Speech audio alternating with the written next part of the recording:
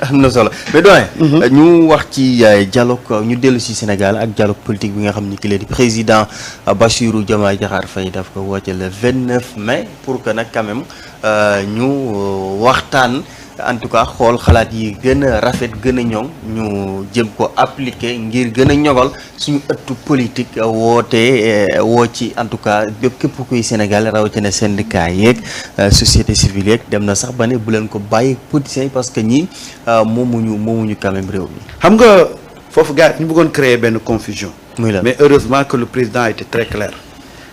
heureusement. parce que les gens quand on a parlé de dialogue rek les partis politiques.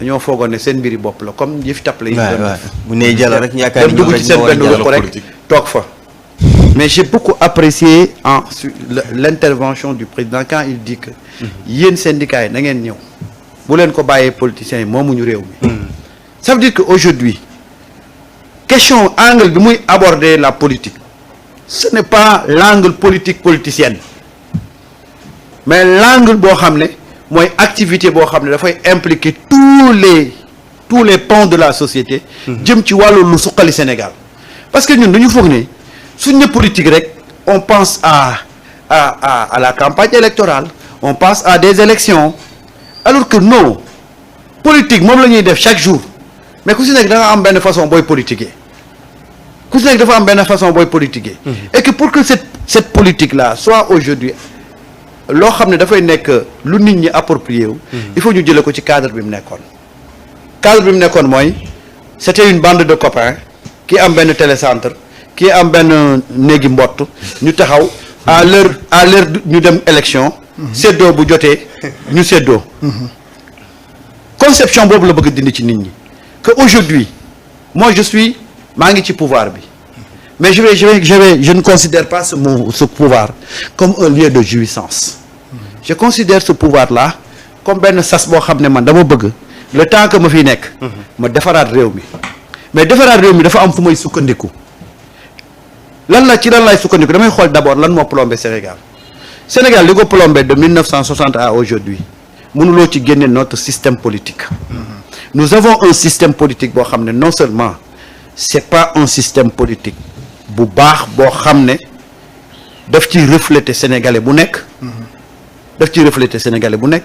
mais nu ñu tëggee suñu système politique dafa impacter ci institutions yi ba nga xam ne on peut s'amuser avec les institutions te dara duñu ci fekk parce que dañoo mettroon le citoyen dañ ko mettroon à l'écart xam nga sànq wax nga ko pour la première fois la population est placée au cœur de l'action gouvernementale c'est très important gis nga nag partant de ce schéma là dañuy ñëwaat woo population bi ne leen léegi nan la ngeen bëggee ñu tëggee ko système politique bi population bi gis boppam ci ni ñuy tëggee système politique bi je te donne le cas le plus terre à terre tey bu ñu demee élection législative ñu ne liste nationale après liste lan nan la ñuy wax départementale après ñu ne fort reste plus fort reste mais dafa am foofu dañuy léser population bi ki dem liste nationale ñu voteel ko est-ce que il peut se réclamer député du peuple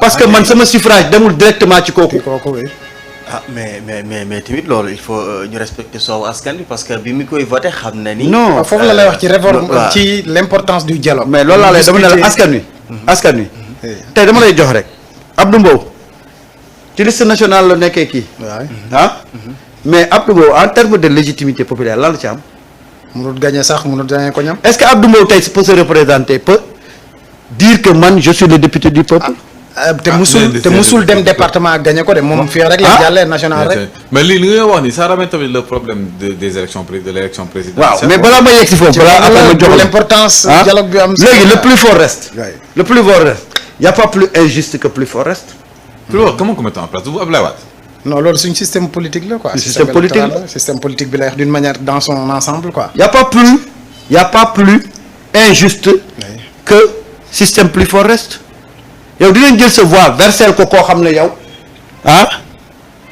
àdduna mënul woon neex ba nga votel ko sa voix majorel ko quoi ba mu am nombre bi alors que yow buñ la yeewoon guddi ne la yow baara sa voix lañ jël jox ko Xaadim moo ko mën a toog assemblée da ngay dugg ci da ngay xar suuf si dugg ci biir. te duñ ñëw sax ñooñu plus fort si. lan moo ko indi plus fort système moo ko indi. loolu ñu déporter say voix yóbbu ko koo xam ne buñ la woowoon ne la yow yaa fal kii da ngay xar suuf si. troisième chose. tey on peut aller jusqu'à mettre en place des partis yoo xam ne c'est ouvert à tous les Sénégalais kenn moomu ko. nga xam ne yow da ngay ñëw au niveau communal. nga compétir nga gagné nga continuer ñëw au niveau départemental nga gagné nga continuer ñëw au niveau régional nga gagné nga continuer ñu def la le candidat de ce parti là. parti bi kenn du ko moom mais kooku noonu bu tey bu ñu ko defee président kan moo koy gën a légitime. kenn parce que dafa ramper dafa jóge ci suuf ba yegg si ci kaw. kooku amul fenn foo xam ne dañ naan dañ ko parachuté c'est un candidat qui a été parachuté wala il a fait du lobby dans le parti pour se retrouver. Pourquoi aujourd'hui tous les gens qui doivent être des présidents doivent être issus des partis politiques. war nañ mën a créer loo xam ne le citoyen qui habite à Mbadakhoune wala le citoyen qui habite à Pathé Badio mu am chance mën a compétir bañ fal ko. ñu xam loolu boo ñëwee ci léegi système voté bi pourquoi ne pas faire de façon systématique képp ku am 18 ans tu figures ci fichier électoral bi. de façon systématique jarul nga fi nekk ñu lay wutal. inscrire. waaw liste bi ak ñàkk a inscrire lépp waaw. dès que tu as 18 ans rek. mu automatique.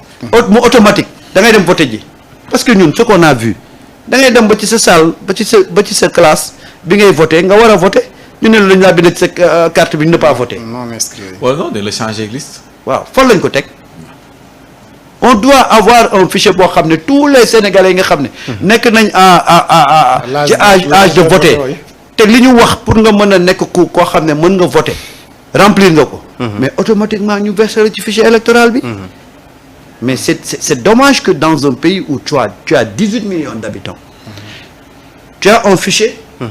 de 7 millions 500 on avait dit. xaw ma nag léegi ñaata la. nga am 3 millions.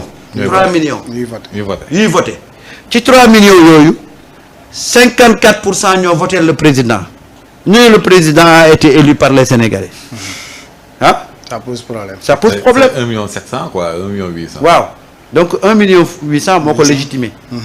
et alors que 14 millions. waaw moi je pense que c'est des questions yoo xam ne. le président angle bi mu ko jëlee ba wane ne c'est pas une affaire de parti politique. c'est très important. et que aujourd'hui tous les citoyens sénégalais sont interpellés. S'il y a des gens, on sait que tout le monde ne peut pas assister.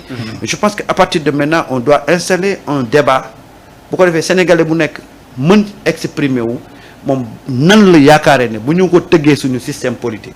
on n'aura pas ce nombre pléthorique de partis politiques. mais on va organiser toujours des élections yoo xam ne dootul amati yi ñuy wax ay